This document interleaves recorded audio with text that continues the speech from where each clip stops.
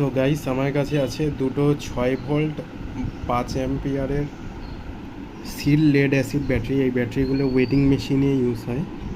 এটা একটা কোম্পানি হচ্ছে, এটা অনেক পুরনো, জিন্দাল পাওয়ার, JSW পাওয়ার, মানে জিন্দাল পাওয়ার 6 ভোল্ট 5। আর এটা রিসেন্ট পারচেস ফ্রম শিলিগুড়ি। এটা নাম হচ্ছে Sigma seal lead acid battery. এই ব্যাটারিটার দাম এক একজনের কাছে এক এক নিতে পারে, সো আমি অ্যাকিউরেট দাম বলতে চাচ্ছি না, বাট হ্যাঁ, এনিহাউ জিন্দালটা আমার ভুবনেশ্বরে পড়েছিল 450 রুপিস সামথিং, আর এটার দাম লেস দ্যান 300ই পড়ে।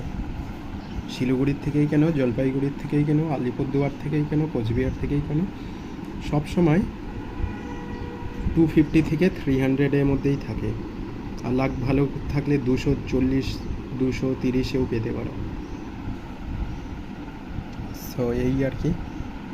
এখন এটাকে আমি সিরিজ করে 12 ভোল্ট 5 অ্যাম্পিয়ারের ব্যাটারি বানাবো। কিছুই না,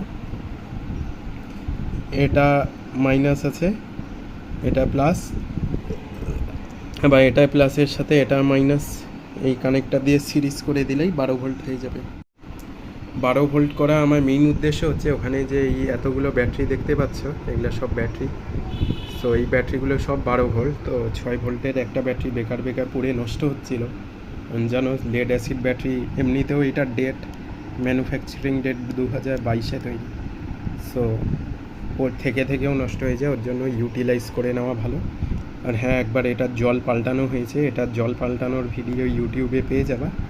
যদিও পাল্টাতে না বলে, কারণ এটা সিল লেড অ্যাসিড, বাট তোমরা যারা জল পাল্টাচ্ছ, ইনভার্টারের ব্যাটারির জল বা অ্যাসিড ইউজ করছো, তাদেরকে সবসময় বলবো চার্জিংয়ের সময় ক্যাপটাকে খোলা রাখতে, আর পুরো নেক অবধি নাই ভর্তি করতে বলবো, কিছুটা ফাঁকা রেখে, যাতে এক্সেস চার্জে যে বাবেলগুলো, এয়ার বাবেল হবে, সেটা বেরিয়ে যায়, না হলে ঢাকনাটা এক্সপ্লোড করে যাবে। সেটা ভিডিও আমার ইউটিউবে দেওয়া আছে, দেখতে পারো।